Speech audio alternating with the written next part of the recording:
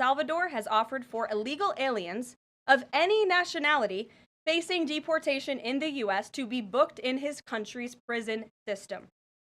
And finally, President Trump's envoy for special missions, Rick Grenell, traveled to Venezuela and not only secured the release of 6 American hostages, but Venezuela also agreed to accept the return of illegal alien Tren de Aragua gang members. All of these incredible victories prove how well President Trump's peace through strength approach is working. And the days of weak American leadership are over. In another success story this week, efforts to seal the border, halt the invasion, and carry out the largest mass deportation campaign continue at lightning speed. Customs and Border Protection has approximately 79 miles of new border wall projects already underway in various stages of construction and planning. The first flights arrived to Guantanamo Bay yesterday afternoon out of El Paso. And who were some of the passengers aboard, you may ask? There were 10 members of the transnational gang Tren de Aragua on this flight. And overall, our heroic ICE agents continue to prioritize the removal of violent criminal illegal aliens in communities across the country. On February 3rd, ICE Dallas arrested a citizen of Nicaragua who has been convicted of sexual assault, strong arm, and lewd acts with a minor and sentenced to 15 years in prison. ICE Los Angeles arrested a Mexican citizen who has been convicted of lewd acts with a minor and sentenced to 364 days. And ICE Atlanta arrested a citizen of Mexico who has been convicted of homicide by vehicle and hit and run and sentenced to 6 months confinement. And ICE New York arrested a Venezuelan national and known TDA gang member who has a prior criminal conviction for assault in the 3rd degree causing physical injury. Americans are safer every single time one of these criminals is arrested and deported from our country. On another important and ongoing topic, the Senate is working fast to confirm President Trump's exceptional cabinet nominees in the face of relentless media smear campaigns. As of right now, 12 members of the president's cabinet have been confirmed, most recently Pam Bondi, who, as you all know, I was just in the Oval Office for that swearing-in ceremony surrounded by Pam's lovely family. And we look forward to watching her serve as the Attorney General of the United States. According to CNN, President Trump is getting more cabinet picks confirmed so far than the average president in the modern era. Another success story. And we believe it's critical that Republicans in the Senate majority stay tough and keep their foot on the gas to confirm all of the remaining nominees as quickly as possible so we can continue President Trump's important work here at the White House and across our entire federal government. And lastly, throughout his historic campaign, President Trump pledged to restore common sense to our country. And he is continuing to deliver on that with an executive order that he will sign later today. The president will be signing an executive order keeping men out of women's sports to defend the safety of athletes, protect competitive integrity, and uphold the promise of Title IX. This common sense action from President Trump ends the disgusting betrayal of women and girls by the previous administration, who for years catered to radical activists who wanted biological males to be treated as women in workplace showers, competitive sports, prisons, and even rape shelters. Gender ideology insanity is over. Submissions from individuals across the country interested in participating in our new media seat at a future briefing continue to flood in. We are at more than 12,000 and counting. If you're watching right now and are interested, you can continue to apply on our new media website, whitehouse.gov/newmedia. And in the seat today, we have a longtime national television broadcaster. I'm sure many of you recognized her when she came in, Sage Steele, who is now the host of an incredibly successful podcast, The Sage Steele Show, on YouTube and all podcast platforms. And previously, Sage was a fixture at ESPN from 2007 to 2023, primarily hosting SportsCenter, which we all know well, before leaving the company to exercise her First Amendment rights more freely. We are honored to welcome her to the briefing room today. She will be joining the president at the big EO signing later this afternoon. I know many of you will be there as well. So Sage, why don't you kick us off on this very exciting day for women and girls across the country. Thank you for joining us. It is exciting, and Karoline, thank you for welcoming people like me with a little bit of a different perspective, different background in this seat. It really does mean a lot. Thank you. Obviously, the House already passed the Protection of Women and Girls in Sports Act, which was a really big step for women and girls. So far, the Senate, as we know, has not brought it up to vote. We all know executive orders can be overturned, so I'm wondering how important it is to the President to get Congress to bring this, to pass legislation. So there are no instances like the past administration that really tried to destroy Title IX. It's incredibly important that Congress immediately acts on this priority. I think the president is really setting the tone, making this a very immediate priority for this administration, just as he promised to do on the campaign trail. And I'd like to get into the executive order a little bit, because it is the news of the day here at the White House, and talk about what this executive action will actually do. So the executive order that the president will be signing later this afternoon, as I said, upholds the promise of Title IX. It also will require the DOJ to abide by the nationwide previous administration's illegal Title IX rewrite that would have dissolved single-sex spaces and opportunities. It also requires immediate action, including enforcement actions against schools and athletic associations comprised of schools that deny women single-sex sports in single-sex locker rooms. The executive order also calls for the convening of private sporting bodies in the White House. We want them to come to this campus so the president can hear in person the stories of female athletes who have suffered lifelong injuries, who have been silenced and forced to shower with men and compete with men on athletic fields across the country. Many of those women will be at the White House today. I encourage all of you in the media to actually talk to them, to hear their stories. And I would also just add one more thing. This is a wildly popular position with the American people. In fact, there was a new poll recently that showed the overwhelming majority of Democrats also support keeping biological men out of women's sports. And so I know the president is very excited about the bill signing that will take place at 3 o'clock this afternoon. You will hear from him more on that later, and we look forward to seeing you there, Sage. So thank you very, very much. Garrett, great to see you here today. Thank you. On Gaza, the president has spent basically his entire public career criticizing foreign entanglements, nation building, sending American troops to fight abroad, particularly in the Middle East. This plan seems like it could ultimately involve all of those things. Can you explain this reversal and how building and owning Gaza squares with America First foreign policy? I would reject the premise of your question that this forces the United States to be entangled in conflicts abroad. The president has not committed to putting boots on the ground in Gaza. He has also said that the United States is not going to pay for the rebuilding of Gaza. His administration is going to work with our partners in the region to reconstruct this region. And let me just take a step back here, because this is an out-of-the-box idea. That's who President Trump is. That's why the American people elected him. And his goal is lasting peace in the Middle East for all people in the region. And as I said in my opening remarks, we've had the same people pushing the same solutions to this problem for decades. And it's been made very clear to the president that the United States needs to be involved in this rebuilding effort to ensure stability in the region for all people. But that does not mean boots on the ground in Gaza. It does not mean American taxpayers will be funding this effort. It means Donald Trump, who is the best deal maker on the planet, is going to strike a deal with our partners in the region. He did not rule out American troops in Gaza last night. Are you doing that now? I am saying that the president has not committed to that just yet. He has not made that commitment, and you know that. And on the foreign partners, the Jordanians, the Egyptians, the Saudis have already panned this plan. What foreign partners, if any, have expressed any interest in being part of it? Well, the president has said he's been socialing this idea for quite some time. He's been thinking about this. He said in his remarks last night, this was not a decision or an announcement that he takes lightly. And the president has already spoken to the President al-Sisi. In fact, that was his first foreign leader call. He's meeting with the King of Jordan, King Abdullah, next week. He spoke with the King of Bahrain. He spoke with the Crown Prince of Saudi Arabia. And he has made it very clear, he's been very vocal, that he expects our partners in the region, particularly Egypt and Jordan, to accept Palestinian refugees temporarily so that we can rebuild their home. I'd like to show you some images of Gaza that were taken.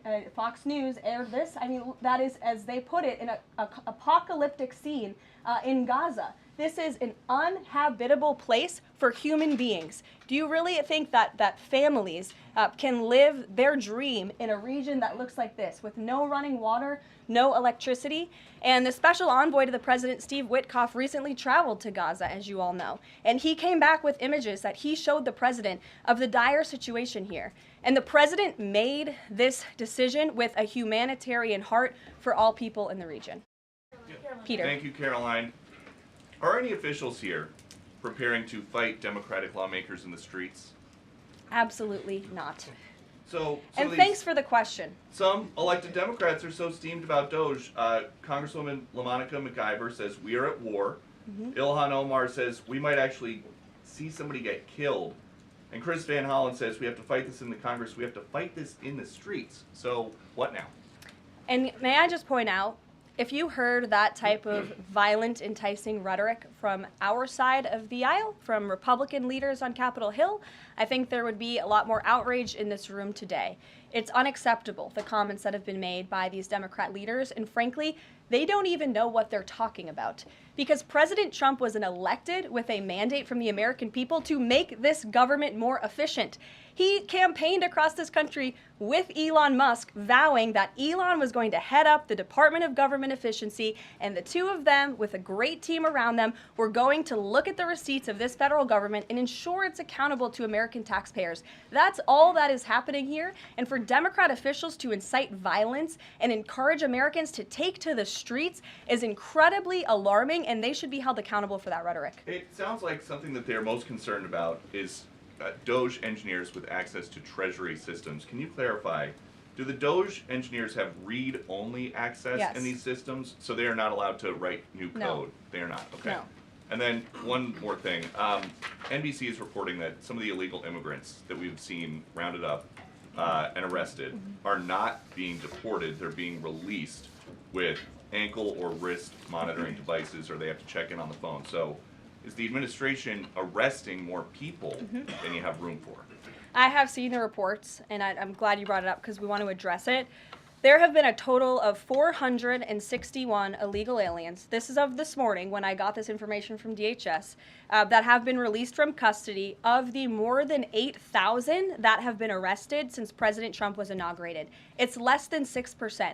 And there are reasons for their release. Some of the factors include a lack of significant likelihood of removal in the foreseeable future, lack of detention availability, which is something this president and this administration has been incredibly vocal about. We are doing everything we can to deport and detain illegal immigrants, but we need Congress's help to increase funding for Border Patrol and for ICE to increase detention capability in our facilities. And then other serious medical conditions have also been the reasons for some of the release of these individuals. But none of them have final deportation orders. Many of them are probably contesting their immigration status. I'd refer you to DHS for more details, but I did get that information because I knew it would be a question, so thank you. Sure. Caroline? Yes.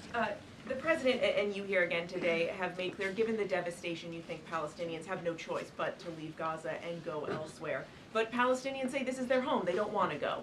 The president last night said he's willing to use the military if necessary. Is the U.S. prepared to remove Palestinians from Gaza by force?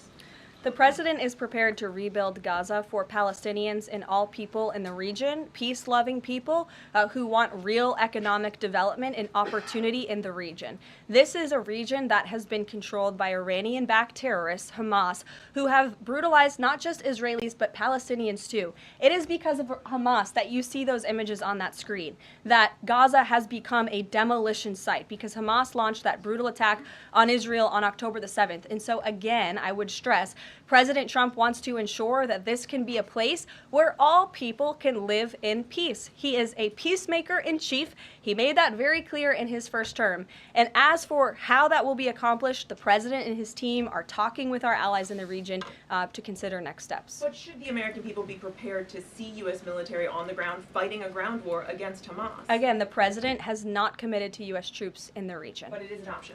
I have said that the president has not committed to that yet. Sure. If I could just follow up on that, though, why not rule out the idea of committing U.S. troops? This has been a long-standing argument that the president has made really over the last decade or so. talking about endless wars and not something the U.S. wants. Why not rule out? Because I think the president is very good when he's making deals and negotiating not to rule out anything, because he wants to preserve that leverage in negotiations. And so I think that's what he's doing here. If I Mary. could follow up on that, though, he also said that everyone loves this plan. He said that in the Oval Office this morning. Sure. In fact, the Deputy Prime Minister of Jordan called it a declaration of war on the Arab people. So how does he square the fact that even some Republicans on the Hill are objecting to this or questioning this? How does he square the fact saying everyone loves this plan? Well, King Abdullah of Jordan will be here next week, so I can provide you more context on the conversations he will have directly with the President of the United States after that meeting. And I would just point out that there's been a lot of leaders and officials all around the world who have doubted, I suppose, the deal-making ability of President Trump.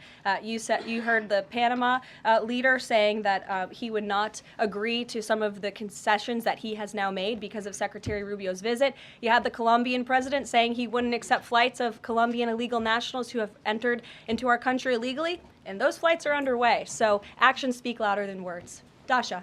Karoline, you said the president has been working on this idea for a while behind the scenes now. Is there a written plan based on the president's proposal for Gaza? And if so, when was it drafted and who had a hand in that? The plan was written in the president's remarks last night as he revealed it to the world and to the American people, and his team are continuing to be engaged on this effort. I saw the National Security Advisor this morning. He has a very busy day of calls, and they will, again, continue to engage with our partners. That includes Steve Witkoff as well. Mary. Two questions for you on the news of the day. So how is today's executive order going to impact the 2028 Summer Olympics in Los Angeles? For example, would a man who thinks that he's a transgender woman be allowed to compete as a female on U.S. soil?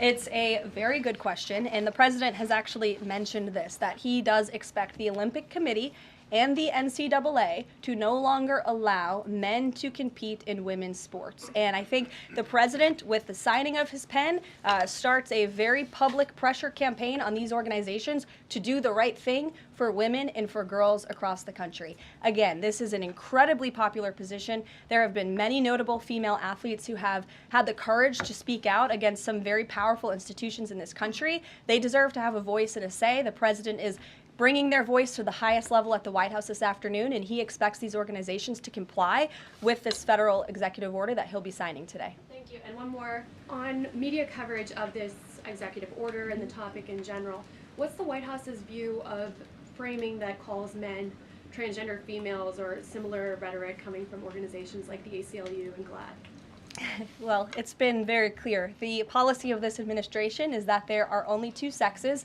male and female. Pretty simple. Brian Glenn. Yes. USAID has gotten a lot of attention the last couple of days with some of these bizarre things that we've been, taxpayers have been funding. Now it looks like there are a couple media outlets that have been dragged into this conversation as far as USAID funding as well. Does the president have any comment on that? So upon coming out here to the briefing room, I was made aware of the funding from USAID to media outlets, including Politico, who I know has a seat in this room. And I can confirm that the more than $8 million taxpayer dollars that have gone to essentially subsidizing subscriptions to Politico on the American taxpayers' dime will no longer be happening. The DOJ team is working on canceling those payments now. Again, this is a whole of government effort to ensure that we are going line by line when it comes to the federal government's books. And this president and his team are making decisions across the board on, do these receipts serve the interests of the American people? Is this a good use of the American taxpayers' money? If it is not, that funding will no longer be sent abroad, and American taxpayers will see significant savings because of that effort.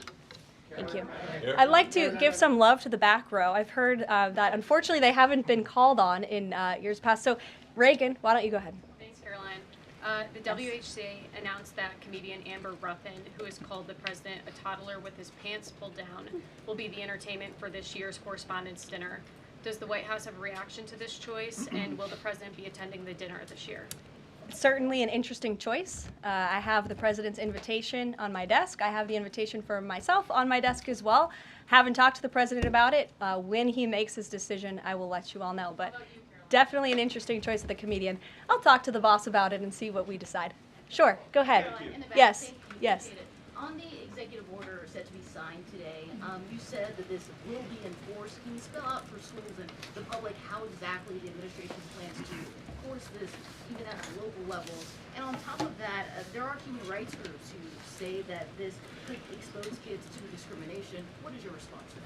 I think kids have already been exposed to discrimination, especially young women and girls who have been forced to shower in locker rooms with biological men, who have been forced to compete on playing fields with biological men, which is incredibly unfair and unsafe, and again, an incredibly unpopular policy with the American people. As for the actions that this executive order takes, I already laid those out at the beginning of the briefing. I'm happy to give you a copy of this fact sheet so you can let your audiences across the country know. What's your message to schools who don't comply with this? They should, because it's going to be federal law in about an hour and a half.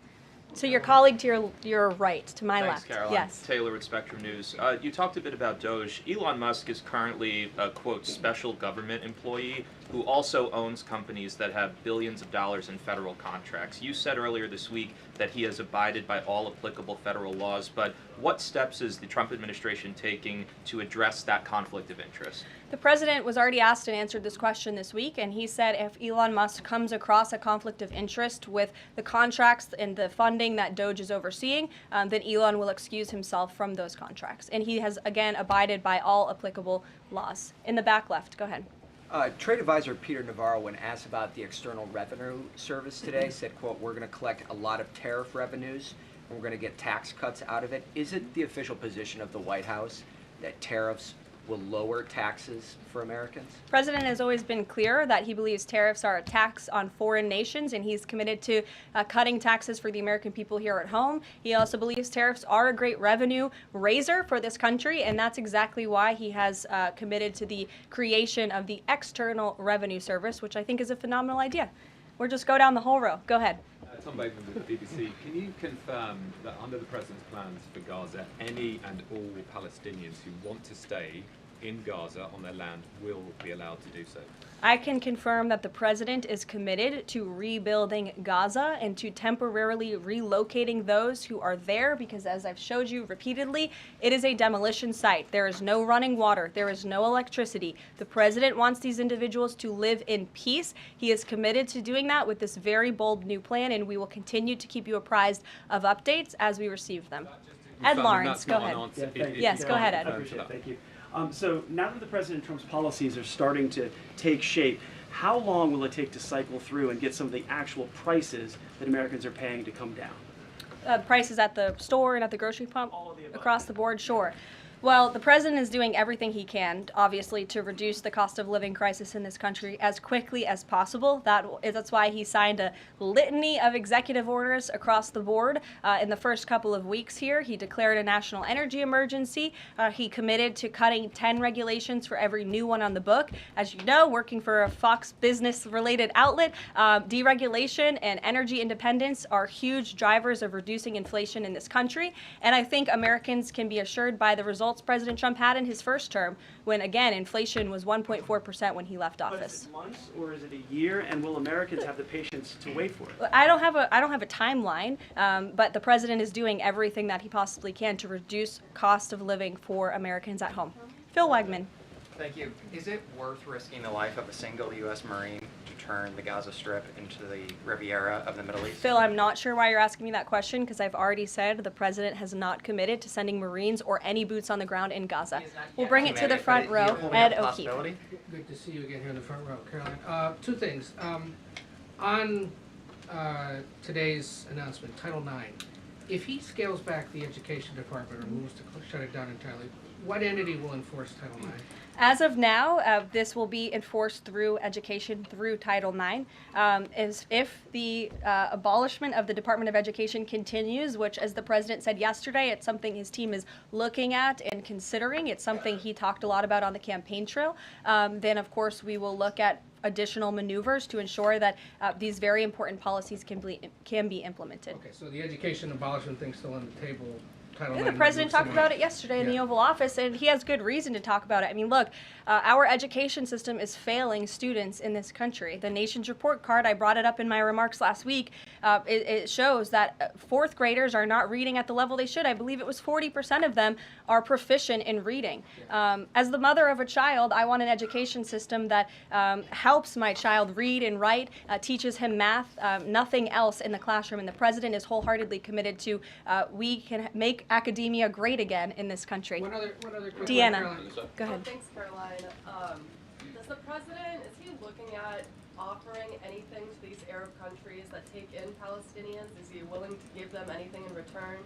And secondly, when the president announced his taking over Gaza policy yesterday, was Netanyahu aware of this? And what was his reaction when Trump presented that idea to him? I was I won't get ahead of the president's discussions or negotiations on your first question about what would be offered. I think the president's made it clear that he expects these nations in the region to step up and to accept Palestinian refugees who will be temporarily relocated for the rebuilding of Gaza. As for whether Prime Minister Netanyahu was aware before the president's remarks, he was indeed. I wasn't present for that reaction. But again, this is something the president has been socializing and thinking about for quite some time. Nick, good to see you. Oh, Jordan. Jordan, sorry. Thank you, Caroline. So Secretary Hegseth announced yesterday that Army recruiting levels have reached 12-year highs in December, 15-year highs in January. What is making young people want to serve the military under the Trump administration, and how does that contrast to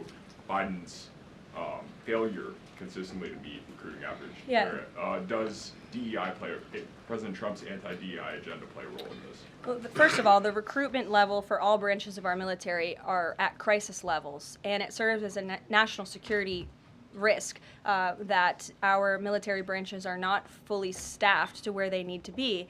And I do believe it's a culture problem within these institutions that the president is very much committed to fixing, as emphasized by the executive orders he has signed to root DEI out of the military. And I think when young men and women who are honorably signing up to serve in our nation's military see somebody like Pete Hegseth, the new Secretary of Defense, who is a proven warfighter, who risked his life in battle for this country, who understands what it means to deploy and to defend the Constitution and your nation abroad and to put your life on the line. When they see a leader like that, and a leader like President Trump, who is committed to peace through strength, that's very inspiring. And we look forward to seeing those recruitment numbers and retention numbers skyrocketing over the next 4 years. And I know Pete Hegseth is committed to increasing recruitment at all branches of the military. I would defer you to the Department of Defense on exactly what he plans to implement. Jeff. Thanks very much. Two questions. One, the president yesterday used the word permanent for permanently resettle Palestinians. I hear you saying temporarily today. Is that a shift or a specific change that you want to highlight? And my second question is, yesterday he spoke about the U.S. owning Gaza. Who owns Gaza now, and how would the U.S. acquire ownership? Well, Gaza is currently run by Iranian-backed terrorists in the Middle East, Hamas, who we all agree, I think everybody in the region agrees, that can no longer stand. Just look at the events of October 7th and the events since. And the president, again, is committed to rebuilding the region for all people who want to return to it once it is no longer a demolition site, and it's a place where people can actually live and thrive in harmony, as he said last night, his words, not mine. And Daniel. permanent versus temporarily resettle? Can you just The clarify president has made it clear that they need to be temporarily relocated out of Gaza for the rebuilding of this effort. Again, it's a demolition site right now. It's not a livable place for any human being. And I think it's actually quite evil to suggest that people should live in such dire conditions. Daniel. Caroline, thank you so much. The Daily Guidance says that the president will be meeting with a pair of governors today, Governor Abbott of Texas and Governor Newsom of California. It comes after the president took executive action to turn the water back on in California. Billions of gallons are flowing now. What can you tell us about the two meetings and the importance of President Trump's actions to help people in California? Sure. Those meetings will be taking place shortly, so I will get out of here to get to those meetings, we can always provide you a readout, as we always do. We try to be very transparent about what the president is doing in the Oval Office. Perhaps he'll even call you in to join him. We never know around here, as you all know. But Governor Abbott is obviously a great friend and an ally to the president. He has been on the front lines of the border crisis in this country. And as for Governor Gavin Newsom, well, the president is willing to work with anybody from blue states or red states to do what's best for the American people. And the president really enjoyed his trip to Pacific Palisades last week. He felt very inspired by the frustration of the residents there, and he has been wholeheartedly committed to ensuring that the water is flowing in California to prevent these wildfires, and also that people have access to their properties. And he has continued to apply tremendous pressure to Gavin Newsom and also the Los Angeles mayor to allow private residents and property owners to access their property. He believes that's their right to do so, and they should be able to do it. And one more thing before I wrap up, because I do want to get to these meetings, and I will see you all at the EO signing later this afternoon. I would just say that you brought to mind California and North Carolina, who continue to be on our hearts, and the president and this administration are committed to ensuring that these individuals get the funding that they need. And I would just say a strong message to Democrats who are out there pretending to be outraged about the long list of crap that this administration is cutting, federal waste and funding, like $2 million for sex changes in Guatemala, $6 million to fund tourism in Egypt, $20 million on a new Sesame Street show in Iraq, $4.5 million to combat disinformation in Kazakhstan. I could go on, and I'm happy to provide this list to every single one of you. Democrats are outraged that the American people want to be, they want their taxpayers going to good uses, not stuff like this. But then they're very quiet about the fact that there are still North Carolinians and people in California who have lost everything, and in the last 4 years, this federal government did nothing to help them. This president will continue to put Americans first, and I think the successes of this week so far speak to that, and it's only Wednesday. So I'll see you guys later this week, and we'll see you this afternoon. Thank you very much.